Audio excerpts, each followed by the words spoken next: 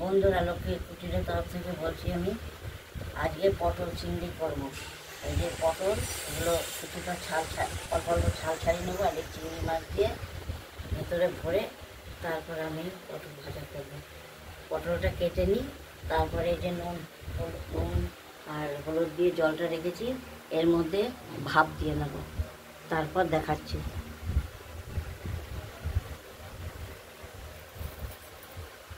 পটলগুলো কেটে নেবো, অল্প অল্প চোখ করে ফেলবো।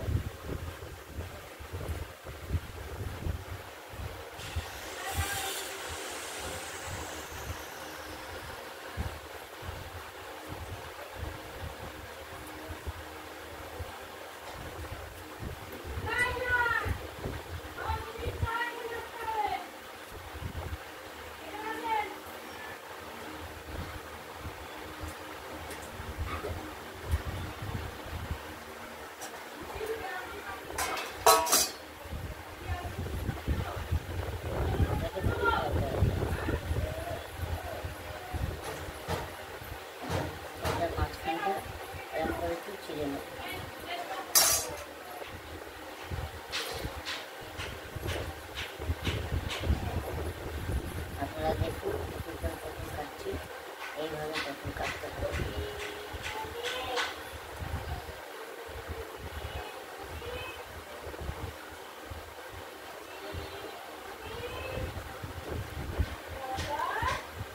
পটলটা কেটে নেবে, ভাব দিতে বেশিক্ষণ লাগবে না। চিংড়ি আর মাঝখানে করে পটল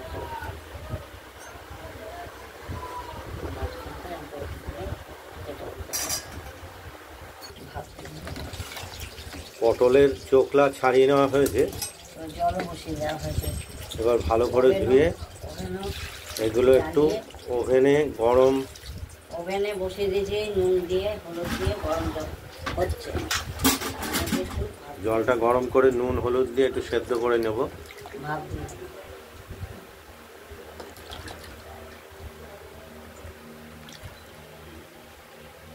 দেখতে থাকুন বন্ধুরা। ভাপ দেওয়া হয়ে গেলে এটা খুলে দেবো, বাটনা বেটে দিতে হবে। বন্ধুরা, পটল চিংড়িতে মশলা দেওয়ার জন্য এখানে নিয়েছি 5টা লঙ্কা, আর জিরে 2 চা চামচ, আর ধনে নিয়েছি এখানে 1 চামচ। এটা আমরা শিলে বেটে মশলাটাকে তৈরি করে নেব। তার পরবর্তী এটা আমরা দেখাচ্ছি, দেখতে থাকুন। পটলগুলো সেদ্ধ হয়ে গেছে, ভাপ দেওয়া হয়ে গেছে, এবার নামিয়ে ফেলবে। এবার জল ঝরিয়ে থালাতে নামিয়ে রেখে দিলাম। চিংড়ি মাছ ঢুকিয়ে দেখুন। এর পরের অংশটা দেখাচ্ছি, দেখতে থাকুন। কড়াইয়ে তেল দিয়ে দারচিনি, গরম মশলা, এলাচ আর জিরে ফোড়ন দিয়ে দেওয়া হলো। এবার বেছে নেওয়া রাখা চিংড়ি মাছগুলো ভেজে নেওয়া হবে।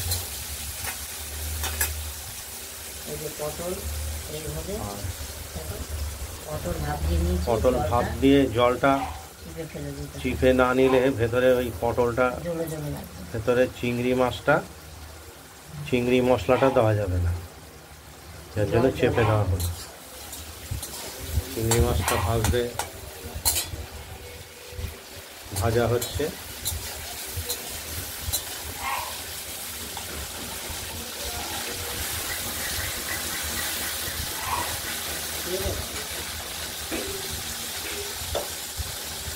আর মশলাটা বেটে নেওয়া হয়েছে।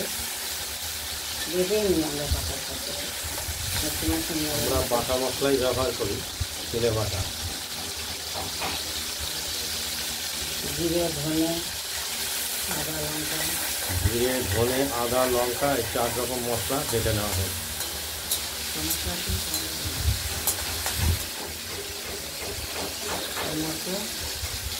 দিয়ে দেওয়া।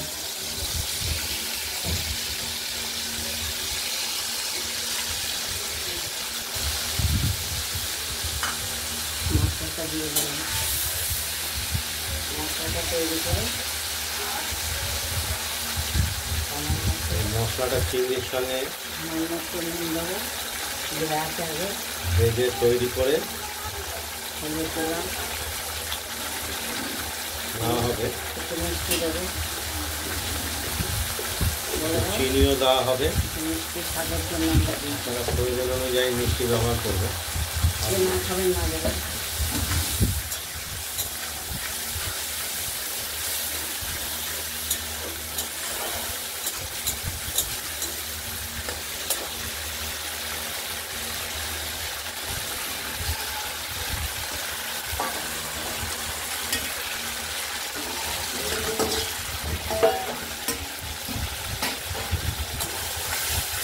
একবারে কষিয়ে ফেলবো।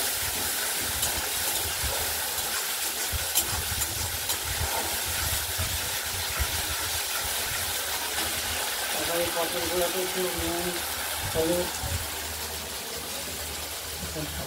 হলুদ মাখিয়ে নিতে হবে। সেদ্ধ করা পটলগুলোতে নুন হলুদ মাখিয়ে নেওয়া হলো।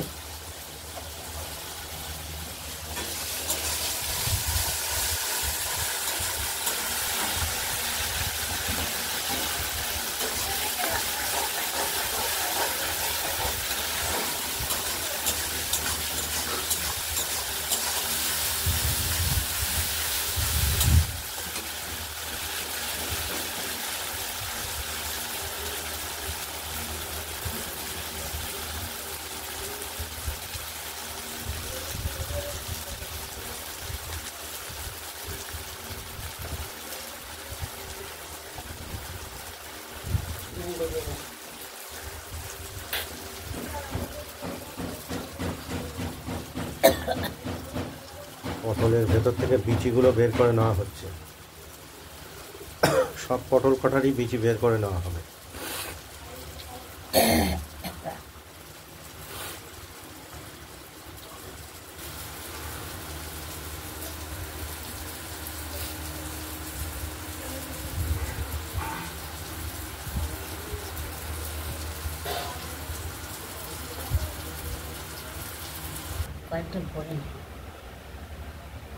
আচ্ছা, মশলাটা চিংড়ি মাছের সঙ্গে কষিয়ে নেওয়া হলো, নামিয়ে রাখা হলো।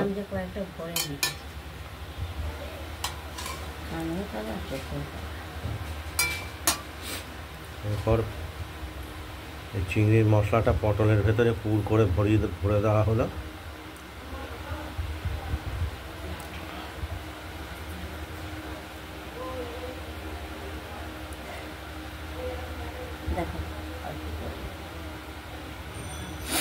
পটলের ভেতরে চিংড়িগুলো মশলা দিয়ে কষিয়ে নিলাম, সেগুলো একটা একটু করে ভেতরে কষানো মশলা সহ চিংড়িগুলো পটলের ভেতরে পুর হিসাবে ভরে দেওয়া হলো।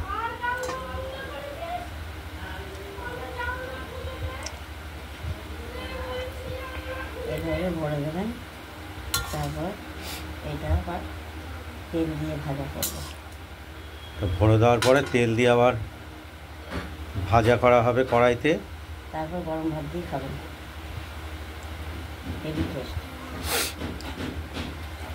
এটা সম্পূর্ণরূপেই আলাদা একটা স্বাদ হবে।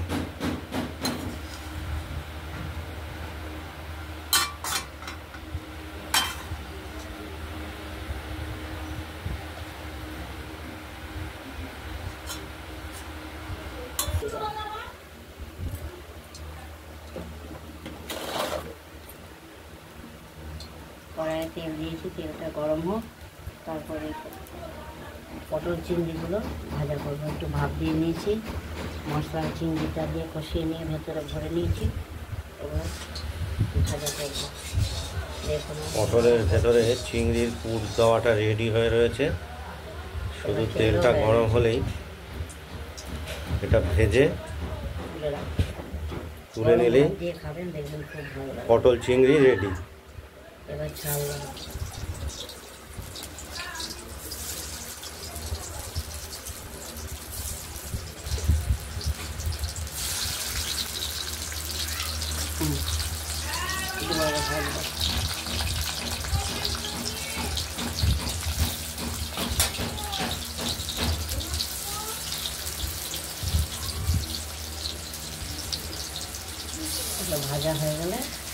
আগে ভাপ দিয়ে নিয়েছি, চিপে জলটাও ফেলে নিয়েছি। তারপর চিংড়িটাকে মশলা ভাজা হয়ে গেলে পটল চিংড়ি রেসিপিটা রেডি হয়ে যাবে। ভাজা হোক,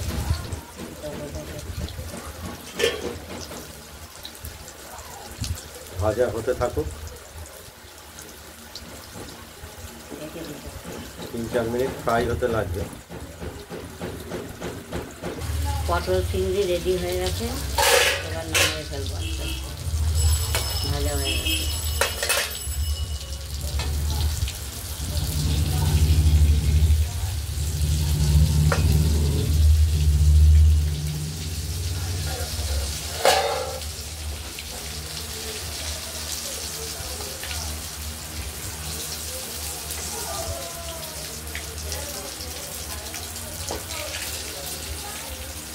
এগুলো গরম ভাতে যখন খাবেন তখন খুব টেস্ট লাগবে। রেডি হয়ে গেছে আজকের মতো পটল চিংড়ি আলু শাক। বন্ধুরা আপনারাও ট্রাই করে দেখুন ভালো এই লাগলে পটল চিংড়ির রেসিপিটা কীরকম লাগে, সাথে থাকবেন, কমেন্টস করবেন, লাইক করবেন, একটা লাইক দেবেন, আর পাশের বেল আর পছন্দ হলে পাশের বেল আইকনটা বাজিয়ে দেবেন, আর চ্যানেলটাকে আমাদের সাবস্ক্রাইব করবেন।